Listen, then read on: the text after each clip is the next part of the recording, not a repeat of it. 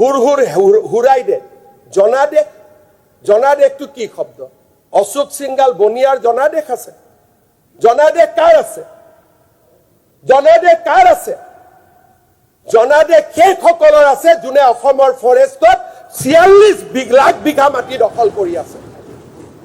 জনাদেশৰ কথাই বনিয়াক নুবুজায় মোক অসমীয়া কথা শিকাব প্ৰয়োজন নাই তাৰমানে অশোক সিংগালক জুবিন দাই মাটি ল'বলৈ দিব অশোক সিংগালক জুবিন দাই মাটি ল'বলৈ দিব এতিয়া তেওঁলোক কলৈকে আহিছে চব তেখেতসকলৰ জুবিন গাৰ্গসকলৰ কথাটো কত জুবিন গাৰ্গৰ মৃত্যুৰ তদন্তৰ পৰা অশোক সিংগালক টাৰ্গেট কৰক it is a purely political game সিদ্ধাৰ্থৰ গোটেইখিনি তদন্ত হ'ব লাগে স্যাৰ পলিটিকেল হয় নে নহয় মুখ্যমন্ত্ৰীক সমৰ্থন কৰি সিদ্ধাৰ্থৰ দুখ নাই শ্যাম গানুৰ দুখ নাই অশোক সিংগালৰ দুখ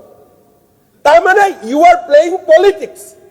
আজি অসমৰ মানুহে অশোক সিংগালক মাটিলে বিচাৰিছো মাটি বেলেগ কৰি আনক না প্ৰস্তাৱ এটা অধ্যক্ষ মহোদয় মই কতো মাটি দিয়া নাই বেলেগ কৰি প্ৰস্তাৱ আনক জুবিনৰ লগত লিংক নকৰিব ৰিলিভেন্ট নহয় আজি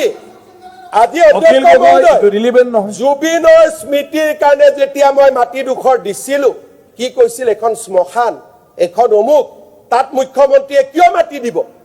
কোনে সমালোচনা কৰিছিল তেতিয়া আজি তেওঁলোকৰে সমাধি ক্ষেত্ৰখন মৰমৰ হৈ পৰিল যিদিনাখন মই মাটি দিছিলো কৈছিলে না নাই যে এখন জুবিন শ্মশানত কিয় মাটি দিলে আজি জুবিন গাৰ্গৰ কাৰণে মই গৌৰৱ নকৰো একো নকওঁ সময়ে ইতিহাসে ইয়াক হিচাপ কৰিব যে জুবিন গাৰ্গৰ কাৰণে অসম চৰকাৰ আৰু বিজেপিয়ে কি কৰিছে